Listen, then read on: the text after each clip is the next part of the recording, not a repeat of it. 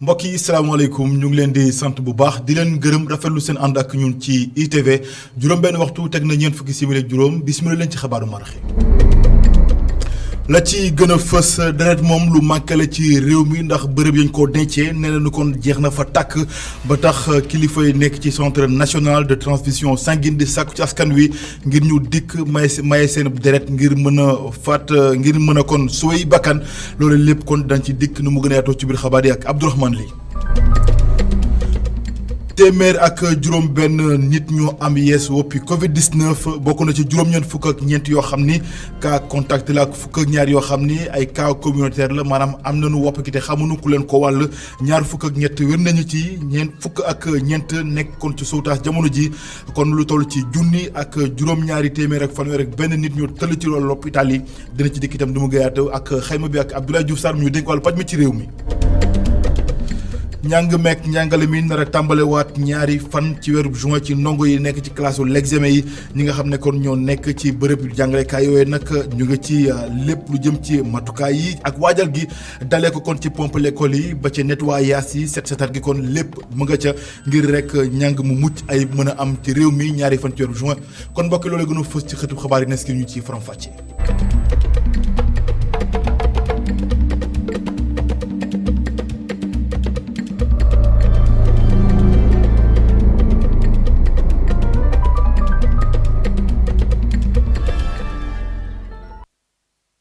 mbokk yi asalaamaaleykum ñu ngi leen di sant bu baax di leen gërëm rafetlu seen ànd ak ñun ci ITV xabaar yi kon des koy tàmbale ñu ko junjee ci ndorteel ak kuréel yi nga xam ne kon ñoom ñoo yor lépp lu jëm ci deret gi ci Sénégal ci banque de sang yi dafa manqué deret ndax la fa deret kon léegi ñu daal ko denc jeex na tàkk bu nu sukkandikoo ci kilifa yu fa nekk ñoom nag jàpp nañu ni la nga xam ne nag moo ko waral mooy woppi Covid 19 ba tax ñuy sàkku ci askan wi rawatina ñi nga xam ne kon dañoo ami mbokk yu tëdd ci l'hôpital yi rawatina kon ci askanu Sénégal gépp ngir ñu dikk ci bërëb ba maye deret ngir mën a sauver bakkan ñu ànd ci leeral ak reportage Abdourahmane Ly. jafe-jafe bi ñaari ñoo ko waral banque de sang yi nekkee centre national de transfusion sanguine daanaka dara nekkatu fa gannaaw benn ayu bés bu ñu génnee ci koor geeg léegi rawatina nag ñu nekk ci jamonoy mbas moomu di coronavirus tënk askan wi yépp tere tey waa CNTS di génn ci askan wi di wuti deret muy ay génn yoo nga xamante ni ci téeméer juróom benn fukki yi lay représenté ci lu ñuy am niki deret yu askan wi di joxe ci seeni coobare bu ñu sukkandikoo ci kii di responsable du prélèvement de la préparation et de la distribution du sang fii ci CNTS. parce que ñun sunu boo jëlee sunu soo xaymaa juróom benn fukki soo téeméeri poches yi ñu am juróom benn fukki yi ci collecte mobile yi lañ koy jëlee mooy ñu ñooy déplacé wu dem ci quartier yi dem ci école yi dem ci entreprise yi pour jël foofu sang. mais bi corona amee ba léegi ñun loolu amatuñ ko donc am nañ manque juróom benn fukki poche bés bu nekk loolu xamul dina métti ci malade yi loolu moo tax boobu ba léegi centre national de transfusion day fexe di woote pour ñu ci di ñëw maye. njeexitalu ñàkkum deret ci bërëb bile foo ko nattu weesu na ko te it mën na dem ba jur njaaxum. benn bi mooy malade bi lañ gën a yàgg hôpital ndax bu ñu la war a opérer wala ñu war a defal chimiothérapie wala ñu war a defal dialyse te amuloo sang da ngay gën a yàgg hôpital tant que amuloo loolu rek duñ la mën a opérer waaw. dina nit si dañ si ñàkk seen bakkan parce que am na ay urgences yoo xam ne transfusionnel ku war a wasin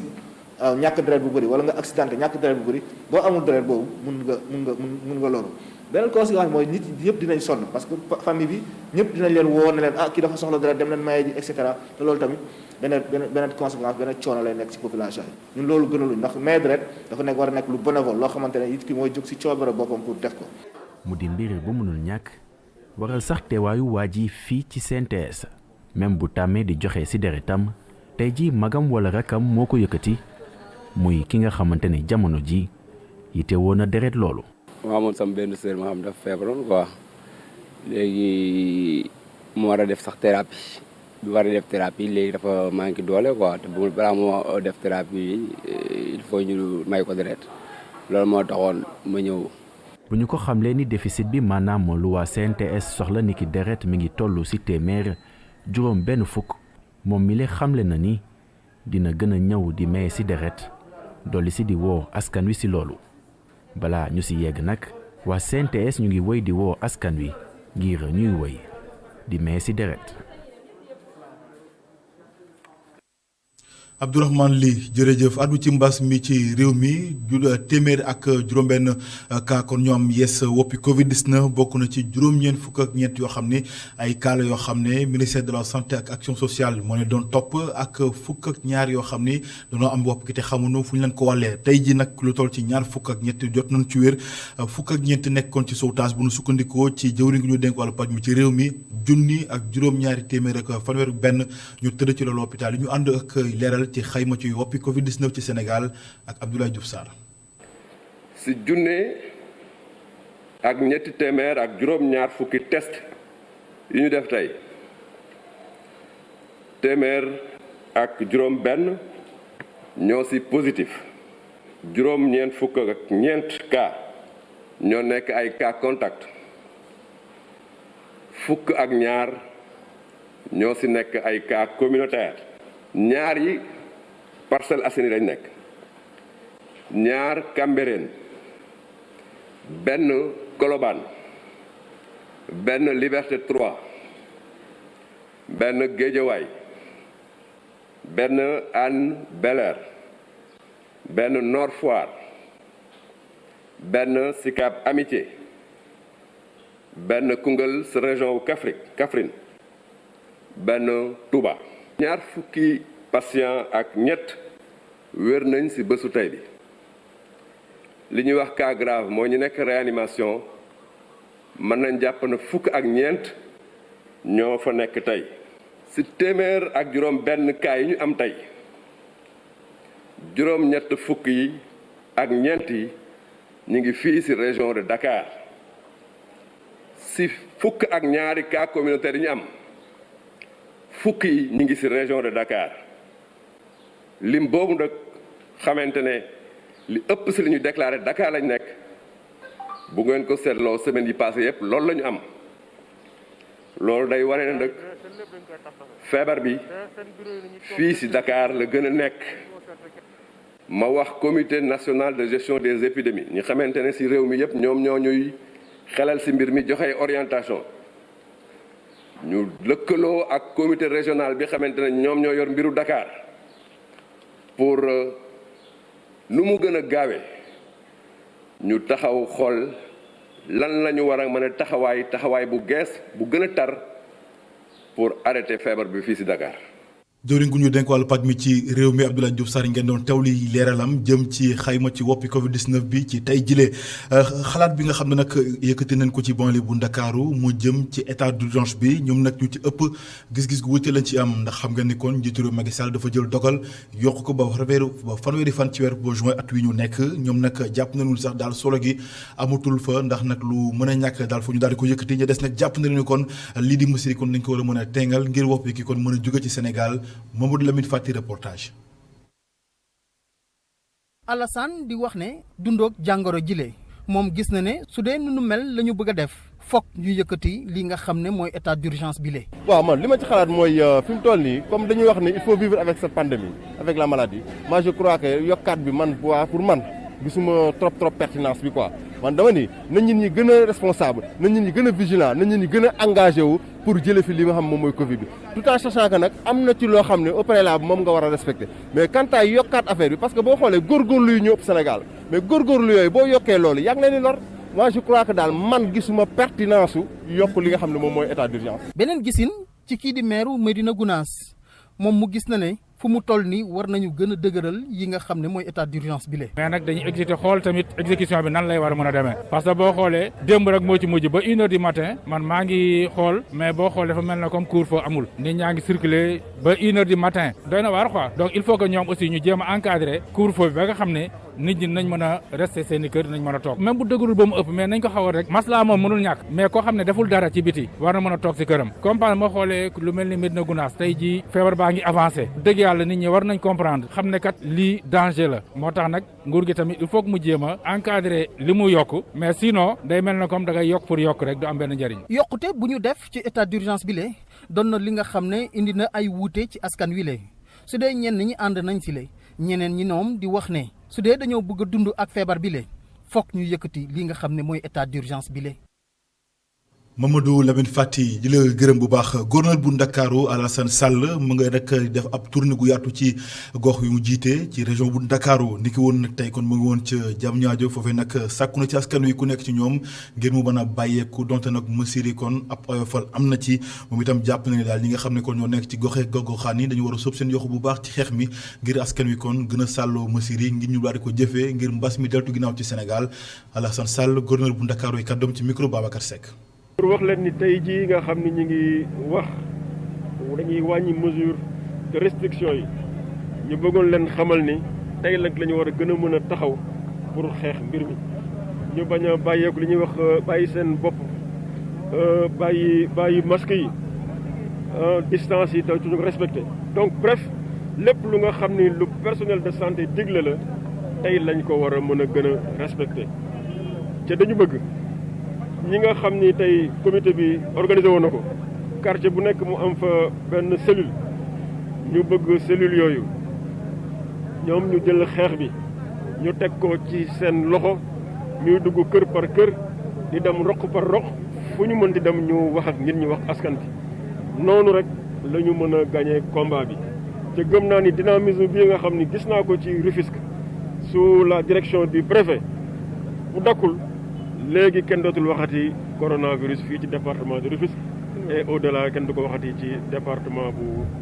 ci région bu Ndakaaru kon nag nañ ñëpp taxaw ñu continuer la mobilisation wax ak askan bi ñu respecter les gestes barrières bu ko defee ñu daan coronavirus.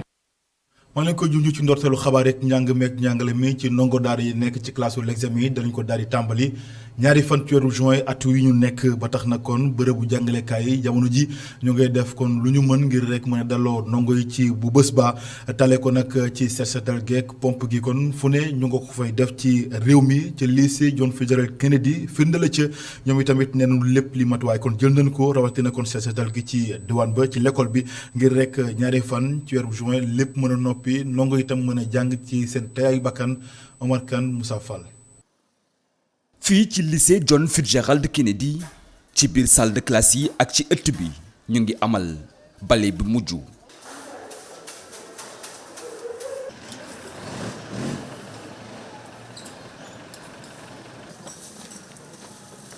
nettoyage bi nag door nañ ko bu yàgg concierge du lycée bi moo ñu ko xamal. liggéey bi mi ngi commencé jeudi waa ville de Dakar daanaka genn wàllu liggéey bi li ci ëpp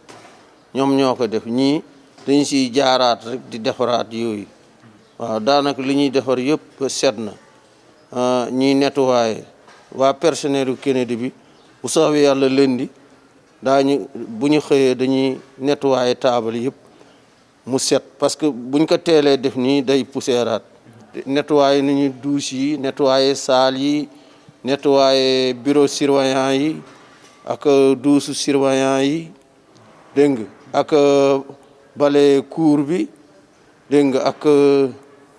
waa ICS ñoom ñoo ñëw tey waa ICS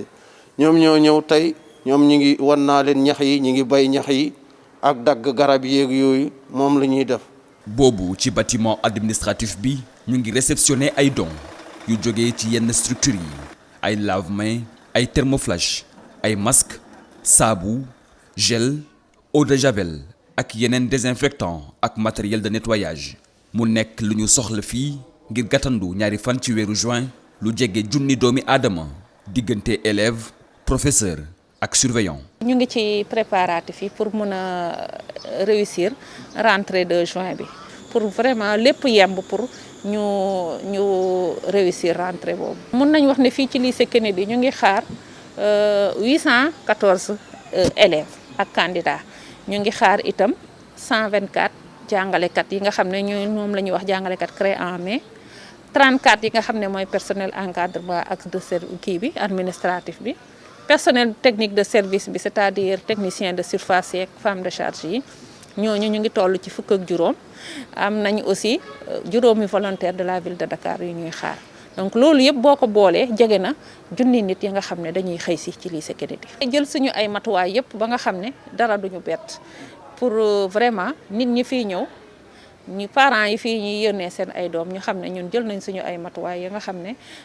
vraiment dinañ ko mën a def nu mu waree. fii daanaka lépp yemb na ngir rentrée bu bees.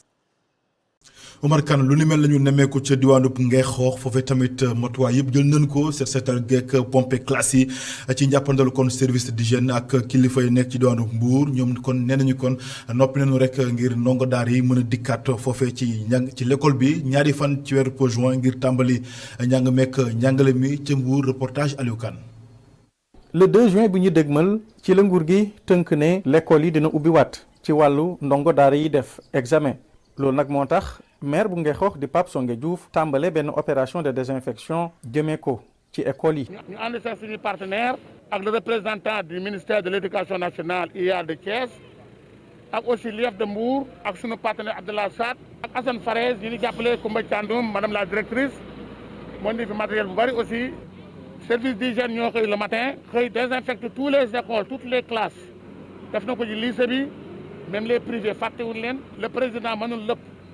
moo tax tey ñun ñii en tant que commune ñu ñëw jàppale ko macha allah masque yaa ngi nii siwo yaa ngi nii lépp ngi fi suñu partenaire ñoo ko joxe ak maire bi aussi participé na. sous-préfet bu Sindia moom rafetlu na loolee te gis na ne maire bi topp na ndigalu chef de l'État Macky Sall ci li mu woo maire yi ñu jàppale ko ci liggéey bi ngir daal ubbiteeb l'école yi jaar ci yoon. di remercier madame le maire de la commune de Ngexoox parce que comprendre na li ñu xaar ci maire. peut-être tey cérémonie bi ñuy def réception la mais avant tey am na action yu bëri yoo xam ne déroulé na ko fii mais boobu gisee ñu dajale lii c'est parce que am na benn événement boo xam ne bi mi ngi suñ kanam di waaxu mooy xale yi dañoo war a delluwaat jàngi xale yi nga xam ne dañu nekk classe d'examen muy CM2 di BFM di bac ak ñi nga xam ne ñu ngi njàng moo xam ne ñu ko tuddee enseignement professionnel. suñ sukkandikoo ci Pape Diouf condition yëpp réunir nañ ko ngir daal élèves yi tàmbalewaat njàng mi ci classe d'examen yi ba tax na mu ngi woo maire yi ñu fexe ñoom it ba yombalal nguur gi tàmbaliwaat njàng mi. ñeent fukk ak benn million suñuy koppar ci ay jumtuwaay le conseil départemental bu Tëngéej daal di jël jébbal ko inspection d'académie ba fa nekk ngir jàppale leen rek ci waajtaayu ubbiteeg l'école bi rawatina kon ndongo ñuy delluwaat ci classe yi loolu lépp kon ab ndaje bu yaatu la ñu daal di amal ci teewaayu jëwriñ gu ñu dénk lépp lu jëm ci wàllu gox yeeg goxaani ci réew mi di Omar Gueye ak ki teewal France ci Sénégal loolu lépp kon tax na ba ñoom nag nee nañu lépp loo xamante ne matuwaay la danañ ko jël ngir rek njàng meek njàngale mi tàmbaliwaat ci anam yu mucc ay Souleymane Ndoye mooy jiite conseil départemental bu Tëngéej ñu teewlu kàddoom ci micro Babacar Seck. ñu nag sunu partenaire habituel yi muy Sococim di région Île-de-France bi nga xam ne malgré situation yi am yëpp yëkkati na lu bon 30 000 euros muy fukki millions ak juróom-ñeent ci CFA dolli ñu ko pour que ñu mën a dooleel ouverture des classes yi ci dispositif bi nga xam ne protocole sanitaire moo ko def matériel bi yëpp nag ñu jël ko teg ko ci loxo IA di fàttali ko rek ne lu demee ko ci wàllu élèves yi Rufisque département en termes de classe d'examen mooy ñi nekk CM yi ak lycée yi am nañ ci 64 établissements donc dispositif bi ñu jël fii yëpp mat na 41 millions de francs CFA te lépp dañ nañ ko jël teg ko ci loxo IA ak li nga xam ne maire de la ville aussi teg na ko suñu loxo pour jàppale ñu ci dispositif bi parce que dispositif bi li ci am solo mooy tey engagement bi nga xam ne communautaire bi ñëpp taxaw nañ ci muy parents d'élèves yi muy mouvement associatif yi ñëpp taxaw pour que ñu def une ouverture des classes avec zéro déchet service d'hygiène ànd nax volontaires yi ñu ngi désinfecté école yëpp sans problème IA dina jël peut-être d'ici samedi dimanche lundi dispositif bi pour installer matériel bi yëpp au niveau de chaque établissement di remercier aussi engagement maire commune yi parce que amul benn commune boo xam ne maire yi jëluñu le dispositif nécessaire pour taxaw pour que ouverture bi mën a am sans problème. tolluwaay woppi Covid-19 ci Sénégal dañuy dem ba diwaanu Ziguinchor fekk wa sunu ndaw Assane Ba ngir mu defal ñu ciib xayma Assane salaamaaleykum. salaamaaleykum Baba Ndiaye dal leen jàmm ca Ziguinchor yëfi nag mu ngi commencé doy waar ci biir région bi ndaxte tey région bi am na ñaari cas positif coronavirus muy ñaar fukkeel bi cas ak ñaar bi nga xamante ne région bi am na ko ci ñetti fan dong ñaar fukk ak benn yi nag ay cas contact la mooy cas bi nga xamante ne cas communautaire bi feeñoon ci Bukot muy benn góor boo am juróom-ñaar fukki at ak ñett te ñu testé woon ko positif boobu ak léegi juróomi fan la moom moo leen wàll. benn cas bi nag ab cas importé la mu jóge ci Guinée Bissau moom nag ab benn jàngalekat la boo am ñeent fukki at ak ñeent te dëkk ci quartier bii di Bukot moom nag dafa demoon vacances ci Guinée Bissau tàggoon fa ndax tëj bi nga xamante ne Sénégal tëjoon na ko ay frontières ci 5 cas contacts yi nga xamante ne ministère de la santé wax na ko démb ci Ziguinchor kenn ki ab enseignant la tamit kooku nag doomu cas communautaire bi nga xamante ne moo feeñoon ci Bukot loolu nag yóbbu mu nekk ñaari enseignant yi nga xamante ne am nañ feebar bi fii ci diwaanu Ziguinchor même bu dee am na ñaari jàngalekat ñu ngi xamante ne ñu ngi centre de traitement hôpital régional tëdd jàngalekat yi ñu ngi am xel mu dal ci reprise des cours le 2 juin bii di ñëw inspecteur d'académie bii di Cheikh Faye nag jot na dalal ci fan yi bépp matériel boo xam ne soxla nañ ko ngir ñu reprendre cours yi bu baax ñu respecter lii de protocole sanitaire bi ci biir école yi Baba Ndiaye loolu lañ mënoon a jàpp tey ci point bi ci diwaanu Ziguinchor. Assane jërëjëf di la gërëm bu baax a baax ginnaaw Ziguinchor kon dañuy yokk jéego yi dem ba Saloum foofee nag fekk fa sunu ndaw Mamadou Sène moom itam mu defal ñu xayma ci woppi Covid 19 Mamadou maa ngi lay nuyu. Alaaji Baba Ndiaye maa ngi lay nuyu di la dalal jàmm fii ci diwaanu Saloum tolluwaayu mbas mi nag ci Kaolack lañ koy doxee xam ngeen ne nag Kaolack ginnaaw ñaari cas communautaire yi nga xamante ne amoon na ko lu ëpp fukki fan ak juróom jàpp sax lu jege weer boobaak léegi nag mën nañoo wax ne Kaolack amatul benn cas boo xamante ni confirmé nañ ko ci Covid 19 ndax ñi nga xamante ni ñoo nekkoon ay cas contact boobaak léegi nag daanaka bañ leen toppee ba seen diiru topp jeex ñoom ñëpp dañoo daal di négatif. ba génn li nga xamante ne nii moom mooy suivi bi loolu nag nekk xibaar gu neex boo xamante ni day wane ne Kaolack nag mu ngi def ay jéego jëm kanam ngir rek xeex mbas mi di Covid 19 ci wàllu contamination bi fii ci diwaan gi ndax fi nga xamante ni moom mooy service des maladies infectieuses bu hôpital régional bu Kaolack benn patient képp moo fa des koo xamante ni ñu ngi koy topp ngir rek mën ko faj ci mbas mi di Covid 19 loolu nag moom mooy situation bi nga xamante ni moo xew fii ci diwaan Kaolack fu sorewul Kaolack di région pour Kaffrine nag Alaaji Baba jàppale ne foofu nag jamono ji am nañu seen cas bu njëkk Kaffrine bokkoon nag ci région yi gënoon tuuti yi nga xamante ni amuñu woon coronavirus waaye am nañu nag benn nit koo xamante ni am na mbas mi di Covid 19 benn waay boo xamante ni ci département bu Koungheul sax la dëkk moom nag ci wàllu njënd ak njaay la yëngatu ndax da doon dem Touba di ñëwaat foofu ca Koungheul ñu njort ne sax xam naa feebar bi mu ngi ko war a jëlee foofu noonu ca Touba jamono ji nag am na lu toll ci juróom-ñaari doomu adama yoo xamante ni isolé nañ leen ñoom ñëpp nekk ay jege ñaaleem bokk ci njabootam bu def sax ay prélèvement yoo xamante ni yóbbu nañ ko ca Institut Pasteur bu Ndakaaru di xaar résultat yi xëy na ni ki ëllëg waaye tamit ci ñi nga xamante ni dañ leen a mettre en quarantaine wala sax isolé leen bokk na ci kenn koo xamante ni ab médecin la nekk ci district sanitaire bu Koungheul ndax moom moomu sax moom moo njëkk a consulté waa ji kon bi ñu nemee ko ne am na mbas mi di Covid 19 ci lañ ko prélevé waaye tamit mettre ko en isolement loolu di situation bi nga xamante ni moom la ñu mën a jàpp fii ci Saloum ak ci Ndoukoumane ci tolluwaayu mbas mi di Covid 19 Kaolack maîtriser situation bi jamono ji Koungheul daal di enregistré wala sax région bu Kaffrine daal di enregistré cas bu njëkk ci coronavirus. maa ngi lay gërëm bu baax Modou Sène doomi Saloum ginnaaw gooy kon dañuy dem ca Géejawaay Mamadou Lamine Fati ginnaaw ba mu la nuyoo woppi Covid 19 moom na la tëddee ci banlieue bi rawatina ci Géejawaay. salaamaaleykum Baba Ndiaye di la ziar bu baax a baax di la dalal jàmm fii ci Géejawaay ñu wax ne rek point Covid tey jile dañ koy tàmbalee ak caravane bi nga xam ne gouverneur région de Dakar def na ko ci biir département de Géejawaay dem na si juróomi commune yi nga xam ne ñoo nekkee ci biir Géejawaay bu mu jeexalee li nga xam ne mooy tournéem wax nag askan wi. di wax ne rek gis na nañu fan yi nit yi dañoo bàyyeeku bu baax a baax ci li nga xam ne mooy motuwaay yi ñu war a jël ngir mën a xeex li nga xam ne mooy doomu jàngoro bi di coronavirus gouverneur nag di woote askan wi nañu gën a dolliwaat farlu ci li nga xam ne mooy xeex bi ñu bañ a bàyyiwaat seeni loxo loolu tax na sax ba ki nga xam ne mooy médecin chef district bi ñëwaat na waxtaan ak askan wi le ñoom suñu bàyyeekoo dina tax ba ñoom ñi nga xam ne ñooy faj seeni faj day mujjee ëpp dayoo maanaam ñi nga xam ne ñooy feebar da leen di ëpp dayoo ba du ñu mën a faj ñëpp loolu moo tax moom mu ngi ñaan askan wi le ñu bañ a bàyyeeku gën a dolliwaat seeni xaranteef ci li nga xam ne mooy xeex coronavirus bi ñu wax ne Baba Ndiaye tey jilee ba fu ñu toll nii Géejawaay mu ngi toll ci téeméer ak ñeent fukk ak ñaari nit yi nga xam ne am nañ doomu jàngoro bi gannaaw bu ñu tàmbalee doomu jàngoro bi ba léegi-léegi mais lu ci gën a yéeme Baba di wax na rek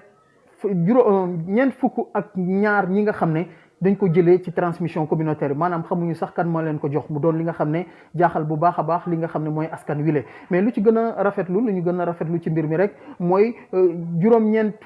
ñeent fukk ak juróom-ñetti nit yi nga xam ne wër nañ ci muy 48 yi nga xam ne wër nañu ba dellu nañu seen i kër mu doon li nga xam ne rafetlu nañ ko bu baax a baax mais lépp loo xam ne lu ñu wax kilifa yi nga xam ne ñoo fi ñëwoon tey ji di waxtaane di wax askan wi rek nañu bañ a bàyyeeku ci li nga xam ne mooy feebar bi le loolu tax na ba école bi nga xam ne moom la ñuy dem ngir tijjante bi ñi nga xam ne ñooy kilifa yi fu mu toll nii mairie yëpp ñu ngi organisé wu ku mel ni Njaareem Limaamulaay ku mel ni Wakhinane Nimzatt ñu ngi jël ay mutuwaay ay maanaam li nga xam ne moom la ñu mën a def ngir aaru ci feebar bi jox ko école yi ngir xale yi suy ñëwee ñu mun leen a aar ci li nga xam ne mooy feebar bi léegi gannaaw boobu le ñu ngi woo aussi kilifa yi ñu ngi woo parents yi ñoom tamit ñu gën a farlu ci surveillance su xale yi le donc mu doon li nga xam ne képp koo xam ne mu ngi nekk ci Géejawaay rek mu ngi woo kilifa yi mu ngi woo askan wi ñu bañ a bàyyeeku ndax ñu mën a xeex li nga xam ne mooy feebar bi le loolu nekkoon baaba li ñu leen indiloon ci bés bi le di leen jaajëfal bu baax a baax. Mamadou Lamine Fati jërëjëf gërëm leen bu baax mbokk yi ci ànd beeg ñun ci ITV loolee moo la laaj xabaaru maraxi gërëm ñëpp di ci jàpp ba lépp mën a yemb rédaction bi jox leen dox daje 19h45 ci yaatal ci kàllaama tubaab ak Adama Anouche Kaba feeg boobu ngeen wéy di ñu topp ci ITV ndax mbir ngi ci jërë ngeen jëf.